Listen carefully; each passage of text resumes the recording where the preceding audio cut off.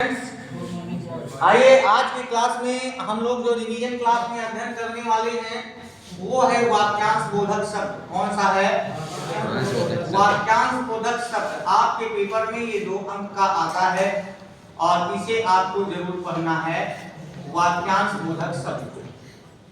ठीक है, तो ये जो वाक्यांश बोधक होते हैं ये होते क्या हैं, पहली बात तो ये जान लीजिए।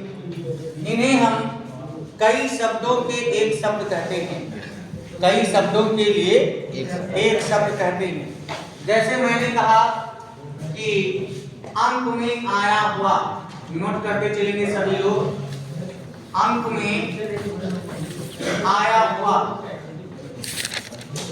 अंक में आया हुआ, इसको हम क्या कहेंगे? तो इसको हम कहेंगे अंकशाई। क्या कहेंगे? अंकशाई कहते हैं। नोट कर लीजिएगा आप सभी लोग, आपके पेपर में कई बार पूछा गया है अंकशाई। फिर अगर कहा जाए अंक में शयन करने वाली, सभी लोग नोट करके चलेंगे। अंक में शयन करने वाली, अंक में शयन करने वाली क्या कहलाएगी? अंकशायिनी। क्या कहलाएगी? अंकशायिनी कहलाती है। बहुत ही आराम से अच्छी राइटिंग में आप लोग नोट करेंगे, अंकशायिनी। क्या कहेंगे? अंकशायिनी। फिर आपके पेपर में पूछा जाता है जंगल में लगने वाली आग, जंगल में लगने वाली आग, जंगल में लगने वाली आग को क्या कहेंगे? दावानल। क्या कहेंगे? दावानल, या इसी को हम दावाग्नि भी कह सकते हैं। एक आग जरूर पूछी जाती है आपके पेपर में, तो दावानल या दावाग्नि जो है, ठीक है, ये बहुत पूछी जाती है। तो आगे आइए देखते हैं समुद्र में लगने वाली आग। कहाँ लगने वाली आग? समुद्र में लगने वाली आग को क्या कहते हैं? समुद्र में लगने वाली आग को हम क्या कहते हैं? बड़वाग्नि। बड़व माने समुद्र होता है और इसमें अग्नि को जोड़ दिया गया है, तो दीर्घ संधि के माध्यम से ये बन गया है बड़वाग्नि। ठीक है ना? फिर और पूछा जाता है कि जरा बताइए मध्य रात्रि का समय क्या कहलाता है? ध्यान देंगे, मध्य रात्रि का समय, मध्य रात्रि का समय क्या कहलाता है? तो मध्य रात्रि का समय जो है ये निशीथ कहलाता है। क्या कहलाता है? निशीथ कहलाता है। आप लोग इसे भी नोट कर लीजिए, वेरी इंपॉर्टेंट है। मध्य रात्रि का समय निशीथ कहलाता है। और फिर पूछा जाता है कि रात्रि का तीसरा प्रहर, रात्रि का तीसरा प्रहर जो होता है ये क्या कहलाता है? तो रात्रि का तीसरा प्रहर जो है ये त्रियामा कहलाता है। क्या कहलाता है? त्रियामा कहलाता है। नोट करेंगे। त्रियामा के बाद में सूर्योदय से पहले का समय क्या कहलाता है? सूर्योदय से, सूर्योदय से पहले का समय, सूर्योदय से पहले का समय क्या कहलाता है? तो सूर्योदय से पहले का समय कहलाता है उषा काल। क्या कहलाता है? उषा काल कहलाता है। जल्दी जल्दी आप सभी लोग इसको नोट कर लें, क्योंकि ये बहुत ही इंपॉर्टेंट है आपके हाई स्कूल में, इंटर में और ऑल कॉम्पिटिटिव एग्जाम के लिए भी ये सभी चीजें इंपॉर्टेंट है। ठीक है ना? चलिए इसको हटा दिया जाए, रफ कर दिया जाए। चलिए आगे आगे देखते हैं तो कौन कौन से और शब्द इंपॉर्टेंट है आपके लिए। जैसे है शब्द युद्ध में स्थिर रहने वाला, युद्ध में स्थिर रहने वाला। युद्ध में स्थिर रहने वाला, इसको हम क्या कहेंगे? युधिष्ठिर कहते हैं। क्या कहते हैं? युधिष्ठिर कहते हैं। जो युद्ध में स्थिर रहता है वो युधिष्ठिर है। ठीक है, युद्ध में स्थिर रहने वाला युधिष्ठिर। वह पर्वत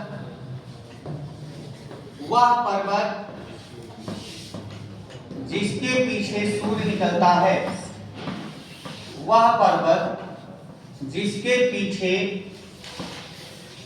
सूर्य निकलता है,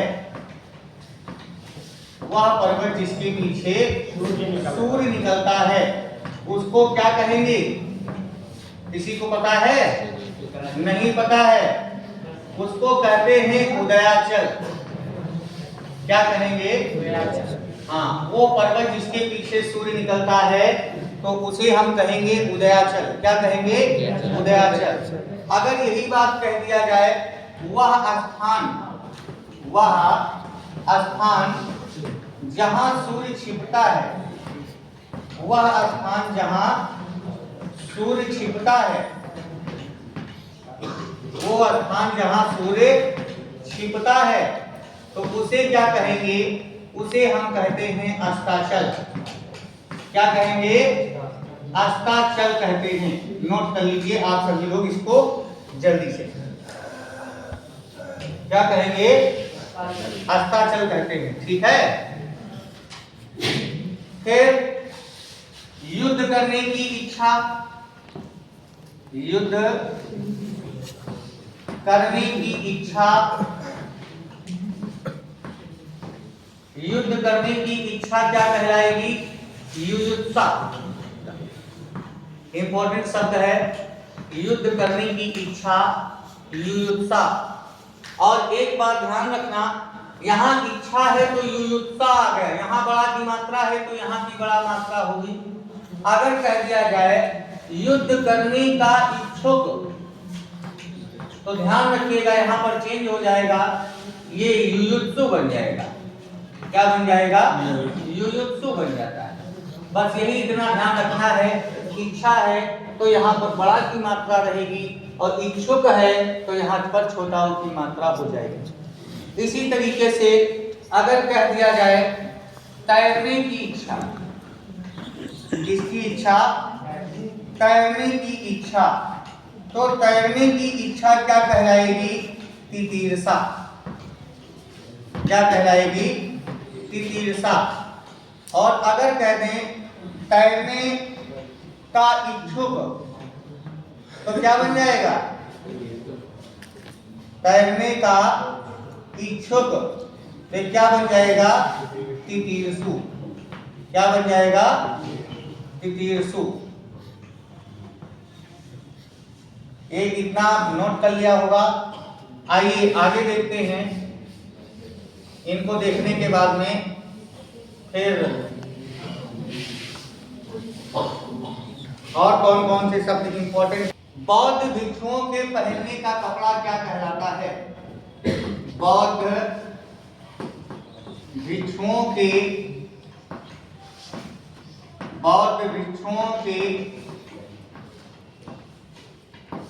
पहनने का कपड़ा क्या कहलाता है?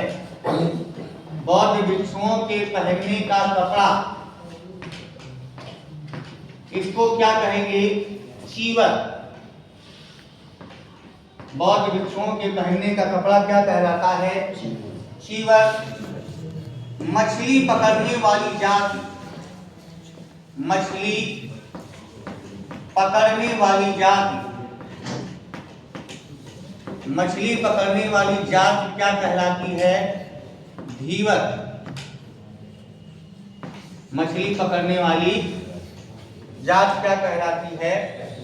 धीवर। फिर है ऐसा समय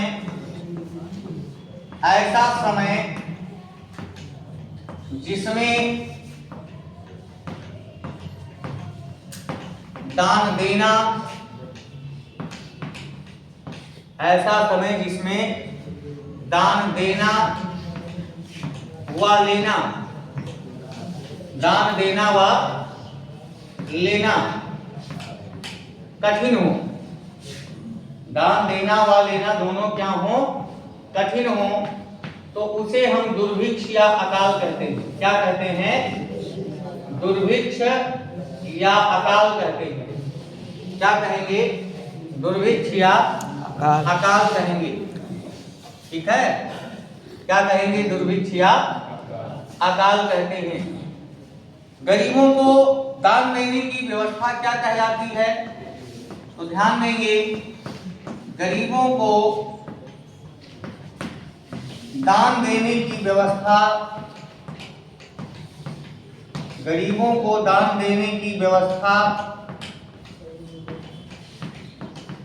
क्या कहलाती है? सदाव्रत कहलाती है। क्या कहलाएगी? सदाव्रत कहलाती है। गरीबों को जो दान दिया जाता है, लंगर बनाए जाते हैं बड़े बड़े, तो उन्हें हम क्या नाम देते हैं? सदाव्रत कहते हैं। फिर एक आया सीने के बल चलने वाला, सीने के बल चलने वाला। तो सीने के बल जो चलता है उसे हम उरग कहते हैं। क्या कहते हैं? उरग कहते हैं। और उरग माने सांप होता है। उरग माने क्या होता है? सांप होता है। ठीक है ना? फिर एक आता है कि कमल की नाल का, कमल की नाल का, कमल की नाल का सफेद भाग, कमल की नाल का सफेद भाग, ये क्या कहलाता है? पुंडरीक कहलाता है। क्या कहलाता है? पुंडरीक कहलाता है। इस तरीके से ये बहुत ही इंपॉर्टेंट क्वेश्चन होने वाले हैं।